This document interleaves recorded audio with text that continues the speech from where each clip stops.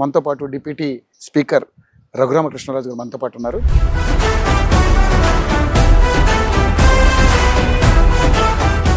Sir, ఈరోజు అమరావతి అభివృద్ధిని అడుగడుగునా అడ్డుకునే ప్రయత్నం జరుగుతుంది అనేది మనకి క్లియర్గా చాలా క్లిస్టల్ కనబడిపోతుంది.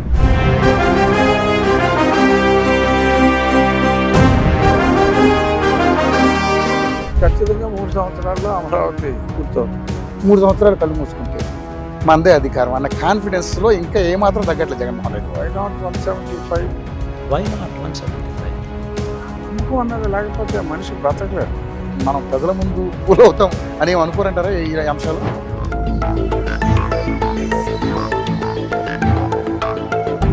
ఇప్పుడు అమరావతి మీద ఈ మావిగన్ అనే ఒక ముద్ర నేస్తున్నారు sir. My next election would be fought on the battle మావిగన్ వర్సెస్ అమరావతి. ఈ అమరావతి అనేది ఇది పూర్తి కాదు.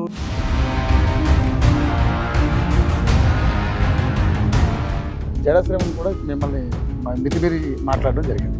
ఆ 4 కోసి పవన్ కళ్యాణ్కి కానుక ఇస్తానని, ఈ 4 కోసి పిఠాపురముల పవన్ కళ్యాణ్కి బహుమతిగా ఇస్తాను ఈ వేదిక నుంచి ప్రకటిస్తున్నాను. సమాధి రెడీ చేస్తానని చెప్పి మాట్లాడారు. ఈ సమాధి కట్టే విధంగా నీ మీద రేపటి నుంచి పోరాటం మొదలు పెడుతున్నా. రఘురామకృష్ణరాజు గారు లల్లి పుట్టు అన్నాడు, నేను ఆయన అన్నాను.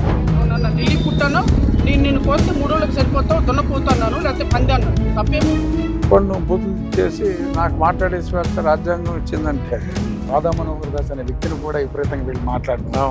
సో ఏంటి ఇవన్నీ చూస్తుంటే అంటే ఒక మతాల మధ్య విద్వేషం, ఒక ప్రాంతాల మధ్య విద్వేషం రకరకాలుగా జరుగుతున్నాయి సార్. రాధా మనోహర్ దాస్ ఈడు అడుక్కోకపోతే ఈడికి బతుకులేదు.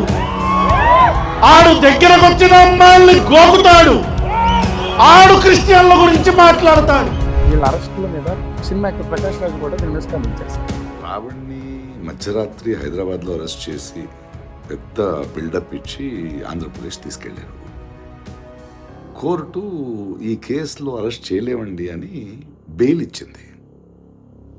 ఇమ్మీడియట్గా ఇంకో కేసు వేసి మళ్ళీ అరెస్ట్ చేశారు. We are all watching this frustration. You can't misuse power like this. So ముఖ్యంగా చూస్తే ఇక్కడ కేవీ రెడ్డి అనే వ్యక్తిని ఆంధ్ర పోలీసులు నైట్ వచ్చి అరెస్ట్ చేశారు.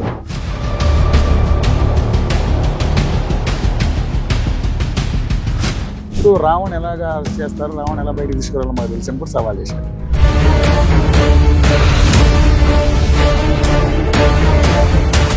సో మరి వీళ్ళ మీద ఎటువంటి చర్యలు తీసుకోబోతున్నారు? అది ఇమీడియట్గా ఛార్జ్ షీట్ వేసి ఎవిడెన్స్ అన్నీ ఇచ్చేస్తే ఆ శిక్ష ఆటోమేటిక్గా 3-4 నెలల్లో పడిపోవచ్చు. నమస్తే, వెల్కమ్ టు యూఐటీవీ. ఈరోజు ఆంధ్రప్రదేశ్ రాజకీయాలను చూస్తుంటే చాలా ఆశ్చర్యం కలిగించే విధంగా నడుస్తోంది.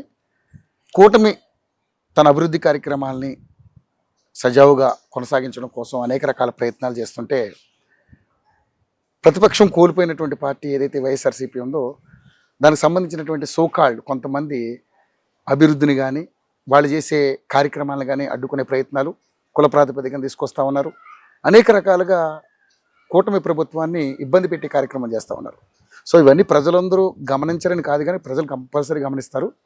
బట్ దీనికి సంబంధించి అనేక రకాల ఇష్యూస్ బయటకు వస్తూ ఉన్నాయి. ఇప్పుడు మనతో పాటు డిప్యూటీ స్పీకర్ రఘురామకృష్ణరాజు గారు మనతో పాటు ఉన్నారు.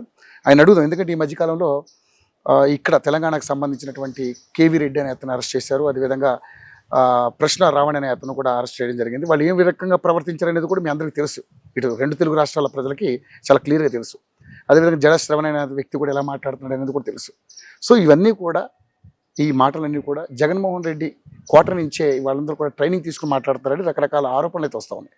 సో ఈ అన్నింటి మీద రఘురామకృష్ణరాజు గారు ఏ విధంగా మాట్లాడతారు ఒకసారి ఆయన మాటలు తెలుసుకునే ప్రయత్నం చేద్దాం. సార్ నమస్కారం, బాగున్నారా సార్?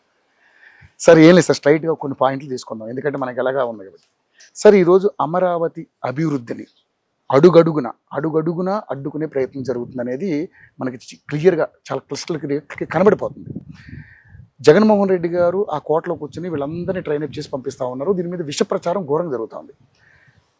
నాకు తెలిసి వాళ్ళందరూ కూడా కళ్ళున్న గుడ్డోళ్ళు అయ్యారా? ఏ రకంగా చూస్తారు మీరు? అంటే అసూయ అనేది మనుషులకి జన్మతః వచ్చిందే. చక్కగా మరి అభివృద్ధి జరుగుతున్నప్పుడు, సో ఇప్పుడు మొత్తం ఆర్థికంగా మొత్తం శాంక్షన్స్ అన్ని దగ్గర పెట్టుకుని వేగవంతంగా పనులు అవుతున్నప్పుడు, సో డెఫినెట్గా కొద్దిమందికి కంటగింపుగా ఉండటం సహజమే. ఉమ్, సో ఆ ప్రక్రియలో వాళ్ళు కళలో నిప్పులు పోసుకొని కొద్దిమంది మనుషులైనా నమ్మించే ప్రయత్నం చేస్తున్నారు. ఉమ్, బట్ దానివల్ల ఉపయోగం ఏమీ లేదు. ఆల్రెడీ నోటిఫికేషన్ అయిపోయింది, ఇంకెవరో దాన్ని మార్చగలిగేది లేదు. ఉమ్, ఈ 3 సంవత్సరాల్లో మళ్ళీ ఎన్నికల నాటికి అక్కడ కొత్త అసెంబ్లీలో కూడా శాసనసభ సమావేశాలు ఉంటాయి. ఉమ్, సెక్రటేరియట్ కూడా మోరార్లెస్ కంప్లీట్ అయిపోతుంది. ఆ 40 ఐకానిక్ బిల్డింగ్ కూడా రెడీ అయిపోతుంది. అన్నీ శరవేగంతో అవుతున్నాయి పనులన్నీ. ఉమ్, సో అంచేత ఇబ్బంది ఏమీ లేదు. ఓకే. కానీ so sir, seeing is believing. So ఆ తర్వాత మార్పుకి అవకాశం ఎలాగో లేదు, అవసరం కూడా లేదు కాబట్టి మేము విరమించుకున్నామని చెప్పి వాళ్ళే చెప్తారు. ఉమ్, ఎన్నికల నాటికి స్టాండ్ మార్చుకోవాల్సి వస్తుంది, ఎందుకంటే ఇది పూర్తి అయిపోయి ఉంటుంది కాబట్టి. ఉమ్, సో పూర్తిగానే అమరావతిని వాళ్ళు ఊహించుకుని మాట్లాడుతున్నారు. ఉమ్. బట్ ఖచ్చితంగా 3 సంవత్సరాల్లో అమరావతి పూర్తవుతుంది. 3 సంవత్సరాలు కళ్ళు మూసుకుంటే మనదే అధికారం అన్న కాన్ఫిడెన్స్లో ఇంకా ఏమాత్రం తగ్గట్లేదు జగన్మోహన్ రెడ్డి. అంటే అది ఆ నమ్మకం అన్నది లేకపోతే మనిషి బ్రతకలేడు. ఉమ్, అతను వై నాట్ 175 అన్నారు. అని అనుకున్నప్పుడే మరి వాళ్ళకి 11 వచ్చినాయి. సో అంచేత ఆ నమ్మకం అనేది పోటీ చేసే వాళ్ళకు ఉంటుంది. ఇప్పుడు ఒక జడా శ్రావణ్ కుమార్ నేను 29లో డిప్యూటీ చీఫ్ మినిస్టర్ని, ఉమ్, మీరందరూ నా ఛాంబర్కి రావచ్చు అని చెప్పగలిగినప్పుడు, అవును. మరి ఒకసారి 71 ఓట్లు వచ్చిన వ్యక్తి అలా చెప్తున్నప్పుడు, ఉమ్, మరి ఆల్రెడీ ఒకసారి 5 సంవత్సరాలు ముఖ్యమంత్రిగా పనిచేసిన వాళ్ళు మళ్ళీ తిరిగి వస్తాను అని చెప్పి మాట్లాడటంలో ఆశ్చర్యం లేదంటారు. ఆశ్చర్యం లేదు. ఉమ్, మనం ప్రజల ముందు ఫుల్ అవుతాం అని ఏం అనుకోరంటారా ఈ అంశాలు? ఆ ఫీలింగ్ రాదు. రాదంటారు. ఉమ్, ఆ ధైర్యం ఉమ్, ఉన్నట్టు చూపెట్టాలి. ఉమ్, ఓహో ఇంత ధైర్యంగా ఉన్నాడంటే ఏదో పాయింట్ ఉండి ఉంటుందని కొద్దిమంది అయినా ఉమ్. అనుకుంటారేమో అని వీరు అనుకుంటూ ఉంటారు. ఓకే. ఓకే. ఇప్పుడు అమరావతి మీద ఈ మావిగన్ అనే ఒక ముద్రను వేస్తున్నారు సార్. అంటే అమరావతిని ఏ రకంగా చూసినా అడ్డుకోవాలి, ఈ క్రెడిట్ కూటమి ప్రభుత్వానికి వెళ్ళకూడదు అనేది ఒక ఘోరమైనటువంటి చర్యలు జరుగుతూ ఉన్నాయి అనేది ప్రజలందరూ గమనిస్తూ ఉన్నారు. సో మరి ఈ మావిగన్ కాన్సెప్ట్ ఏంటి సార్? అసలు మీరేమనుకుంటున్నారు ఈ మావిగన్ మీద? జనాల్లో కన్ఫ్యూజన్ క్రియేట్ చేస్తున్నారు. అతని ఏదో కన్ఫ్యూషన్. అతను ఏంటంటే ఈ అమరావతి అనేది ఇది పూర్తి కాదు, ఈ సెక్రటేరియట్ పూర్తి కాదు, ఈ కొత్త అసెంబ్లీ పూర్తి కాదు అన్న ఒక హోప్లో ఉన్నాడు అతను. ఉమ్, బట్ అవన్నీ ఫెయిల్ అవుతాడు అతను. ఇవన్నీ పూర్తి అయిపోతున్నాయి, మొదలైపోయింది ఈ పనులు. ఉమ్, యాక్చువల్గా 28 మిడ్కే చాలా వరకు మొత్తం అయిపోతాయి. ఉమ్, సో ఆల్మోస్ట్ 9 నుంచి 10 నెలల్లో ఎలక్షన్లకి ముందుగానే ఆల్మోస్ట్ మొత్తం షేప్ వచ్చేస్తుంది ఓకే. నూతన రాజధానికి. ఉమ్, సో ఇంకా వచ్చేసిన తర్వాత రాజధాని నేను మారుస్తానంటానికి ఇంకేమీ లేదు అక్కడ. ఉమ్, లేనప్పుడు ఏదైనా చెప్పుకోవచ్చు. రాజధాని అంత బ్రహ్మాండంగా పూర్తి అయిపోయిన తర్వాత ఇంకేం మాట్లాడినా ఏముంటుంది? ఉమ్. అంటే అమరావతికి మేము వ్యతిరేకం కాదు అంటూనే ఈ విషయం చిమ్మే కార్యక్రమం చేస్తూ ఉన్నారు. అతను హోప్ ఏంటంటే ఇది పూర్తి కాదు, పూర్తి కానప్పుడు కొంత అడ్వాంటేజ్ తీసుకోవచ్చని వాళ్ళు అనుకుంటున్నారు. ఉమ్, అతను అక్కడికి వెళ్ళి చూడక ఉమ్, చూస్తే యథార్థం ఏంటో కనబడుతుంది. కనపడుతుంది, మాటల్లో మార్పు వస్తుంది. ఉమ్, ఓకే. సో ఈ మధ్యకాలంలో చూశాను సార్, మీ మీద అనేక రకాలైనటువంటి ఏదైతే శ్రీరామనవమి రోజు జరిగినటువంటి ఆ ఇష్యూలో రఘురామకృష్ణరాజు గారు అనే వ్యక్తిని ఏ రకంగా హింసించాలో ఆ రకంగా హింసించారు, ఏ రకంగా మిమ్మల్ని ట్రోల్ చేయాలో ఆ రకంగా ట్రోల్ చేశారు. సో ఇదంతా మనందరం వీడియోలో కూడా చూసాం. విగ్రహం మీద ఉన్నటువంటి దండను కూడా తీసేసే పరిస్థితికి వచ్చారు. ఎంత ధైర్యం!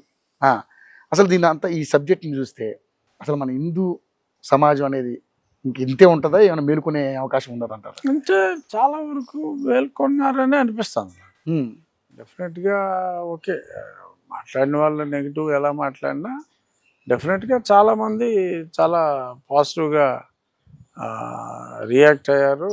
అది నేను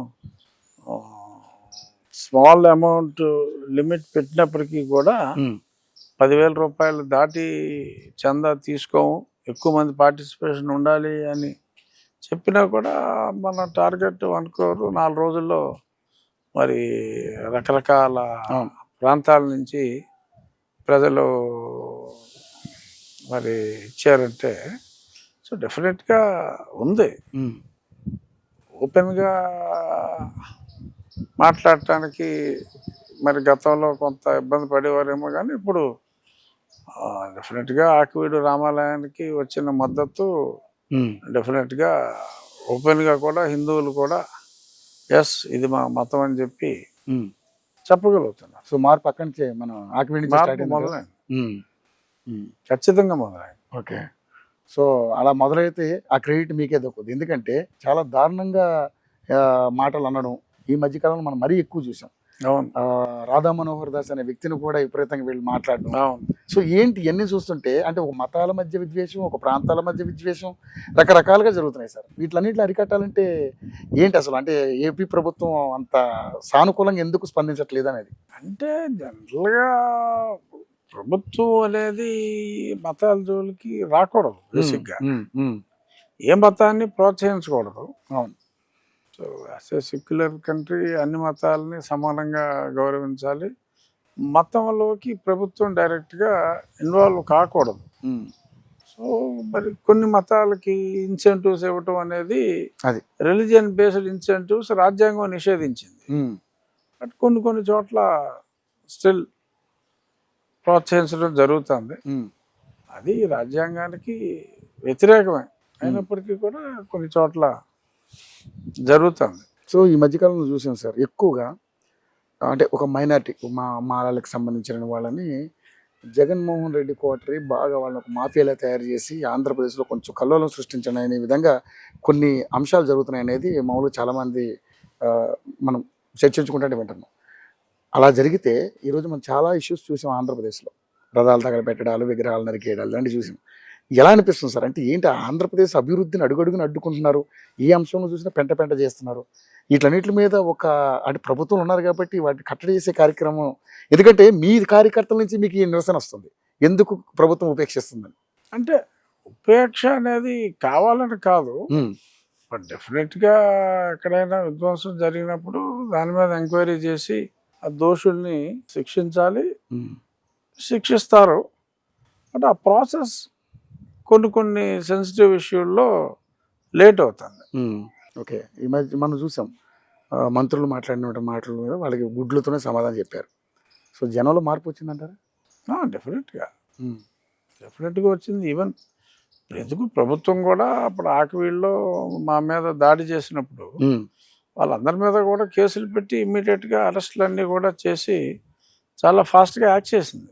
సో ప్రభుత్వ సైడ్ నుంచి జరగకూడని సంఘటన జరిగితే స్పందన, పోలీస్ శాఖ స్పందన ఆ విషయంలో అందరి మీద దాడులు చేసిన వాళ్ళందరి మీద ఫాస్ట్గా యాక్ట్ చేసింది. దళిత క్రైస్తవ శంకారం అని ఆ కాన్సెప్ట్ వేరు, అక్కడ వాళ్ళు మాట్లాడినటువంటి మాటలు వేరు. సో అక్కడ అందరు సోకాళ్ళు మనం చూసాం, ఈ జడాశ్రవణ్ కావచ్చు, వ్యక్తిత్వ ఘోరంగా మిమ్మల్ని కూడా పర్సనల్గా ఘోరమైన మాటలు మాట్లాడారు. అంటే ఇప్పుడే కాదు, మీరు ఎప్పుడైతే కూటమి ప్రభుత్వం అంతకు ముందు నుంచి కూడా మీ మీద ఘోరమైన మీ బాడీ, మీ షేప్ మీద రకరకాలుగా మిమ్మల్ని హింసించినా మీరు తట్టుకుని వాటికి అదే విధంగా ధీటుగా సమాధానం చెప్తా ఉన్నారు.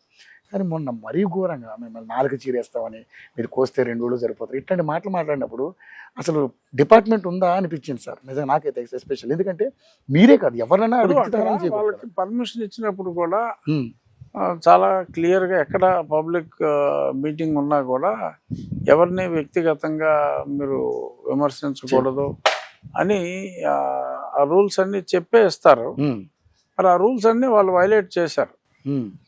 అవన్నీ వైలేట్ చేశారు కాబట్టి యాక్చువల్గా సువోమోటోయే వాళ్ళు కేసు పెట్టి ఎవడైతే పర్మిషన్ ఇచ్చాడో వాళ్ళే చర్యలు తీసుకోవాలి, తీసుకుంటారని ఆశిస్తున్నాం. మరి ఇక్కడ ఏమన్నా మరి ఓటు రాజకీయాలు ఏమన్నా ఉంటాయా లేదా అన్నది నేను చెప్పలేను. జనరల్గా ప్రభుత్వం చేసే కర్తవ్యం చేయాలి. నువ్వు కొన్ని కండిషన్లు పెట్టి నువ్వు పర్మిషన్ ఇచ్చినప్పుడు టోటల్గా దానికి వైలేషన్ జరుగుతున్నప్పుడే ఆపాలి, లేదా కనీసం జరిగిన తర్వాత అయినా సరే చర్యలు తీసుకోవాలి. మరి ఆ చర్యలు తీసుకోకపోవడం తప్పే. అంటే తీసుకుంటారేమో. సో ఇప్పుడు అయితే రావణ్ని అయితే అరెస్ట్ చేశారు. అదేవిధంగా జడశ్రవణ్ కూడా మిమ్మల్ని మితిమీరి మాట్లాడడం జరిగింది. సో సార్ వాడిని మనం ఏమన్నామా ఇదని ఈ మాటల యుద్ధాలని వీళ్ళ అరెస్టుల మీద సినిమా యాక్టర్ ప్రకాష్ రాజ్ కూడా దీని మీద స్పందించారు సార్, ట్వీట్ చేశాడు. అంటే నేను చూశాను ఆ. ప్రకాష్ రాజ్ గారి ట్వీట్ ఏంటంటే ఆయన వీళ్ళని జర్నలిస్టులు అని అనుకున్నాడు ఆయన. అనుకుంటా ఎగ్జాక్ట్లీ జర్నలిస్టులు అనుకుంటాడు. సో అందుకని జర్నలిస్టులని ఇలాగా చేయటం అన్యాయం అని చెప్పి ఆయన మాట్లాడాడు తెలియక. వీడియోలు కూడా ఏం చూసుండు ఆయన కూడా. సో ప్రకాష్ రాజ్ గారి భాష చాలా మర్యాదగా ఉంటుంది మామూలుగా. వీళ్ళ భాషను చూసుండరు. ఓకే, చూసుండగానే మాట్లాడి ఎవరో జర్నలిస్ట్ ని అరెస్ట్ చేశారన్న ఉద్దేశంలో ఆయన రొటీన్ లో ప్రశ్నిస్తే arrest చేస్తారా? ఆయన ఖండించుంటాడు. బట్ ఆయన వాళ్ళ జర్నలిస్టులు కాదు, కేవలం ఎక్కువగా బూతులు మాట్లాడుతూ కామెంట్స్ చేస్తూ ఉంటారు అన్నది ఆయనకి. ఎందుకంటే ఆయన ట్వీట్ నేను చూసా, జర్నలిస్టులు అన్నాడు ఆయన. అందులో జర్నలిస్ట్ ఎవరు కనపడరు. కాదు కదా, అందులో జర్నలిజం ఈజ్ టోటలీ డిఫరెంట్. యూట్యూబ్లో బూతులు తిట్టే వాళ్ళని జర్నలిస్టులు అంటారా? అలా అంటే జర్నలిస్టులు యాక్సెప్ట్ చేస్తారా? నిజమే సార్, ఇది కరెక్ట్. ప్రతి ఒక్కళ్ళు జర్నలిస్టులు అయిపోతున్నారు. ఎవరి కాళ్ళు ఒక యూట్యూబ్ ఛానల్ పెట్టుకోవడం, ప్రశ్నిస్తే తప్ప, ప్రశ్నించే హక్కు మాకు లేదా, మా వాక్ స్వాతంత్ర హక్కుని హరిస్తారా అని. మరి వాక్ స్వాతంత్రం ఉంటే నీ ఎంతవరకు? వాక్ స్వాతంత్రం పక్కోడు భరించే స్థాయిలో ఉండాలి. పక్కోడు నువ్వు బూతులు తిట్టేసి నాకు మాట్లాడే స్వేచ్ఛ రాజ్యాంగం ఇచ్చిందంటే కుదరదు కదా. ఎంతవరకు అంతవరకు మాట్లాడాలి. తనను తను రక్షించుకునే స్వేచ్ఛ కూడా రాజ్యాంగం ఇచ్చింది. ఎస్. ఇంకా ముఖ్యంగా చూస్తే ఇక్కడ కేవీ రెడ్డి అనే వ్యక్తిని ఆంధ్ర పోలీసులు నైట్ వచ్చి అరెస్ట్ చేశారు. ఆంధ్ర పోలీసులు అంత దారుణంగా వచ్చి ఇక్కడ తెలంగాణకు సంబంధించిన జర్నలిస్ట్ వాళ్ళ మహిళల చేతులు పట్టుకుని లాగడం ఏంటి అనేది ఇక్కడ కొత్త అంశం తీసుకొచ్చారు. కొత్త అంశం కాదు, చూస్తే నాకు బాధ అనిపించింది. అక్కడ ఒక లేడీ కానిస్టేబుల్ ఇంకొకరు ఎవరైనా ఉంటే బాగుండేది. వాళ్ళు గుంజే విధానం కూడా విజువల్స్లో క్లియర్ కనపడుతుంది. సో ఇక్కడ అంటే ఈ అరెస్ట్ వెనక అసలు నిజంగానే ఆంధ్ర పోలీసు అంత దురుసుగా ప్రవర్తించడానికి ఏమైనా ప్రత్యేక కారణాలు ఉన్నాయా? ఎందుకంటే ఇక్కడ అందరూ కూడా విమర్శిస్తున్నారు. ప్రోటోకాల్ ప్రకారం రావాలి, ఆ పోలీస్ శాఖ ఈ పోలీస్ శాఖని సంప్రదించి, కానీ ఒకవేళ నిజంగా తప్పు చేస్తుంటే అట్లా చేయమంటారు. నార్మల్గా సంప్రదించకుండా తీసుకెళ్ళటం అనేది జరగదు. ఇన్ఫార్మ్ చేస్తారు, లోకల్ పోలీస్కి ఇన్ఫార్మ్ చేస్తారు. అక్కడి నుంచి వారంటీతోనే వస్తారు, లోకల్ పోలీస్కి ఇన్ఫార్మ్ చేస్తారు. ఇన్ఫార్మ్ చేసే తీసుకెళ్తారు. కానీ అరెస్ట్ చేసే విధానం కరెక్ట్గా లేదని ఈరోజు మాట్లాడుతుంది సార్ ఇక్కడ తెలంగాణ సమాజం. మామూలుగా ఇన్ఫార్మ్ చేసి తీసుకెళ్తారు. మరి అరెస్ట్ చేసి తీసుకెళ్లే విధానం అంటే రండి సార్ ప్లీజ్ కమాన్ అని అంటారేమో, నాకు తెలియదు. దాన్ని తీసుకెళ్ళినప్పుడు కూడా చాలా అంతకంటే దారుణంగా తీసుకెళ్ళాలి. మిమ్మల్ని పదవులు ఉన్నప్పుడే, ఎంపీగా ఉన్నప్పుడే చాలా దారుణంగా తీసుకెళ్ళారు.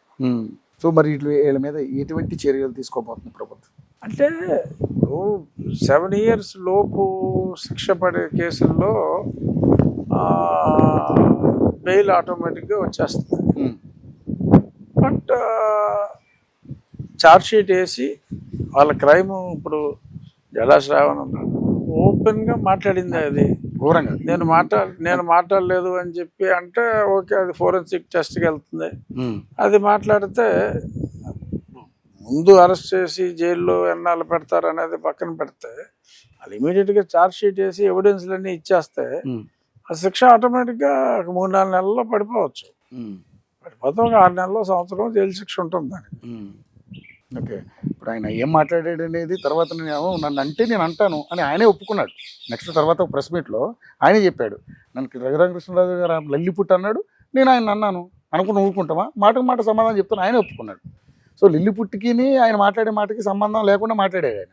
నన్ను లిల్లిపుట్ అంటేనే ఇంత ఘోరంగా తిడతాడా? ఎంత ఘోరం అంటారా? దళిత క్రిస్టియన్ అనే పదం నా నోట్లోంచి వస్తే, వాళ్ళ గురించి మాట్లాడితే నా 4 కోసి పవన్ కళ్యాణ్కి కానుకగా ఇస్తానన్నాడు. అవును, నేను లిల్లీపుట్ అన్నందుకు కాదు, లిల్లీపుట్ అన్నందుకు అతని శరీరాన్ని కోస్తే అని ఏదో చెప్పాడు. 4 కోస్తానన్నదే రాజ్యాంగం గురించి నేను మాట్లాడితే 4 కోస్తానన్నాడు. నాకు సమాధి కడతాను రెడీగా ఉన్నారు, నీకు సమాధి రెడీ చేస్తున్నానని చెప్పి మాట్లాడాడు. సో నేను అతన్ని లిల్లీపుట్ అన్నదానికి దీనికి సంబంధం ఏంటి? సంబంధం లేదు కదా. రకరకాలు ఇంకా అంశాలు వాళ్ళు మాట్లాడిన దాని మీద ఏమన్నా కానివ్వండి. ఇక ఇష్యూస్ అయితే పెద్దగా ఇష్యూ క్రియేట్ చేశారు. సో రావణ్ ఎలాగా అరెస్ట్ చేస్తారు, రావణ్ ఎలా బయటకు తీసుకురావాలో మాకు తెలుసు అని కూడా సవాల్ చేశారు. ఏంది ఇప్పుడు బిలో 7 years ఇతను పెద్ద తీసుకొచ్చేది ఏమీ లేదు అక్కడ. అంటే ఆయన ఒక లాయర్ కదా, ఆయన ఏదో పెద్ద ప్రయత్నాలు ఏముంది చేసే ఇప్పుడు సెక్షన్ బిలో 7 years సెక్షన్ అప్పుడు స్టిల్ ఆన్ ద ఇంటెన్సిటీ అది judge decide, judge can take the decision. So ఇందులో పెద్ద విశేషం ఏమీ లేదు అతను తీసుకురావటం. సరే మళ్ళీ ఇతని మీద ఇంకా చాలా కంప్లైంట్లు ఉన్నాయి కాబట్టి ఒక్కో కంప్లైంట్లోనూ 10 కంప్లైంట్లు ఉంటే 10 రోజులు 10 కంప్లైంట్లలోనూ విచారించవచ్చు, విచారించి బెయిల్ ఇచ్చి పంపించవచ్చు. ఓకే. బట్ ఆ తర్వాత మాట్లాడిన దానికి వీళ్ళు ఛార్జ్షీట్ చేస్తే శిక్ష పడిపోద్ది ఎలాగో. అది స్పీడప్ చేస్తే 6 నెలల్లోనే శిక్ష పడుతుంది. అప్పుడు ఒక 6 నెలలు ఒక్కొక్క కేసులోను ఒక 6 నెలలు వేస్తే they will be in jail. So అంచేత ఇప్పుడు ఇనీషియల్గా బెయిల్ రావటానికి రేపు ఛార్జ్షీట్ వేసిన తర్వాత శిక్ష పడటానికి సంబంధం లేదు. ఓకే. సో అల్టిమేట్గా గవర్నమెంట్ పర్సూ చేస్తే, పోలీస్ శాఖ పర్సూ చేస్తే శిక్ష పడుతుంది. ఓకే. దాన్ని తప్పించుకునే ప్రయత్నం చేసినా అవకాశం కుదరదంటారు.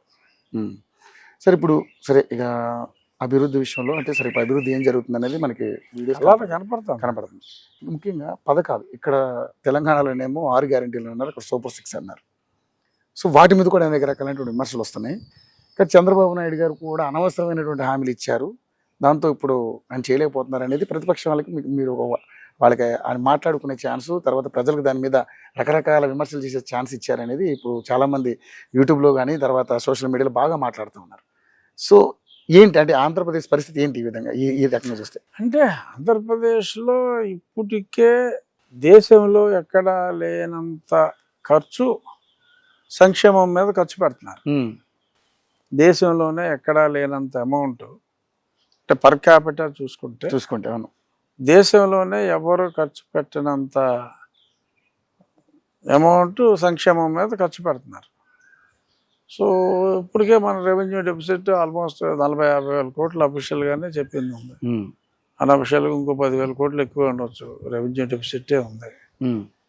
సో ఇంత రెవెన్యూ డెఫిసిట్ ఉన్నప్పుడు ఇప్పుడు ఇస్తున్నదే శక్తికి మించి ఇస్తున్నారు.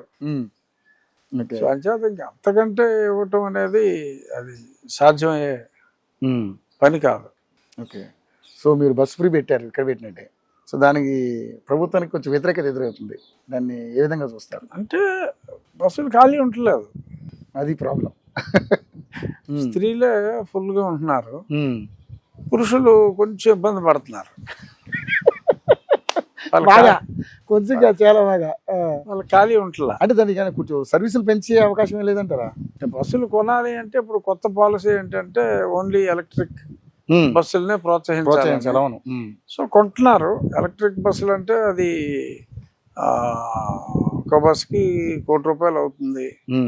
ఒక 1000 బస్సులు కొనాలంటే మళ్ళీ ఆర్టీసీకి మళ్ళీ ఎక్స్ట్రా అమౌంట్ అంత పెట్టాలి. దాన్ని అదే ఆ బస్సుల్ని ప్రైవేటైజ్ చేసి వాళ్ళకి తిరిగిన దానికి ఎంత అని చెప్పి పే చేయాలని, అంత క్యాపిటల్ ఇన్వెస్ట్మెంట్ లేకుండా ప్లాన్ చేస్తున్నారు.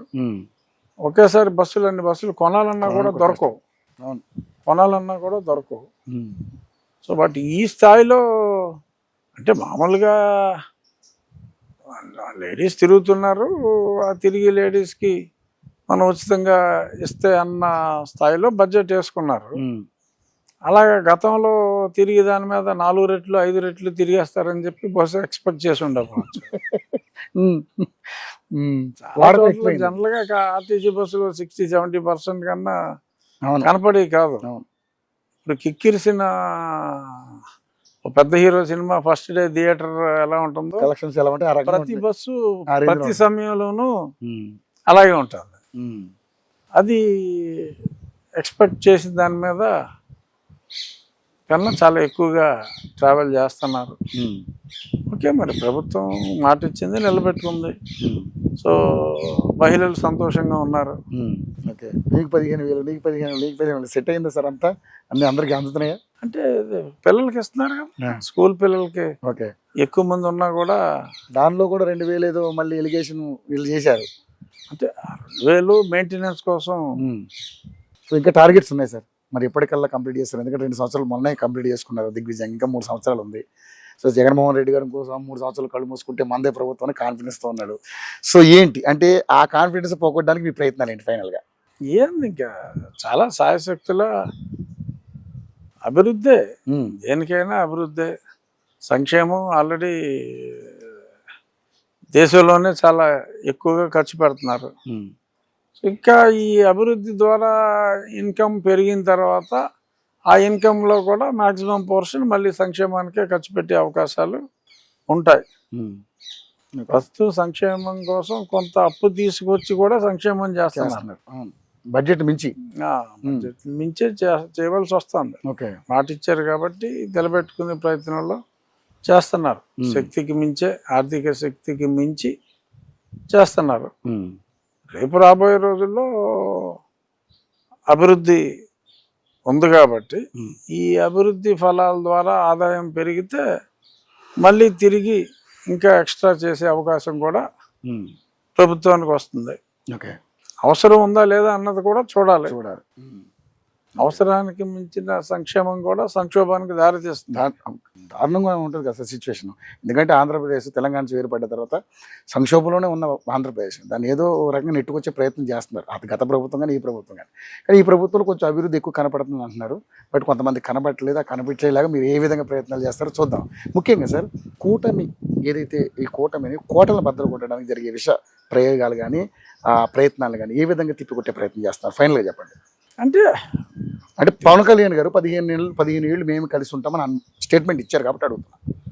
అవును, ఆయన ఉద్దేశం చాలా స్పష్టంగా ఉంది. మనం కలిసి ఉండాలి, మనం కలిసి ఉంటేనే మనం రాష్ట్రం అభివృద్ధి చెందుతుంది. ఈ మళ్ళీ ప్రతిపక్షం అనేది మళ్ళీ వచ్చింది అంటే కనుక ఒకప్పుడు పాలకపక్షంగా రాష్ట్రాన్ని సర్వనాశనం అయ్యింది. అటువంటి పరిస్థితి రాకూడదు. సో కాబట్టి మనం సంఘటితంగా ఉండి ప్రజలకి చక్కటి పరిపాలన అందించే ప్రాసెస్ మనం కంటిన్యూ చేయాలి అనేది ఆయన ఒక రోడ్ మ్యాప్ తోటి వెళ్తున్నారు. కలిసి ఉంటే మనకు మనుగడ లేదు అనే ఉద్దేశం జనరల్గా ప్రతిపక్షానికి ఉంటుంది కాబట్టి వాళ్ళ ప్రయత్నం వాళ్ళు చేస్తారు. ఎలాగైనా ఎలాగా ఈ కోట గోళ్ళు బద్దలు కొట్టాలి అనే ఆలోచన ప్రతిపక్షానికి ఉంటుంది. వాళ్ళకి ఆలోచన ఉండటం తప్పని నేను అన్నాం. వాళ్ళకి అటువంటి ఆలోచనలే ఉంటాయి కానీ వాటిని మనం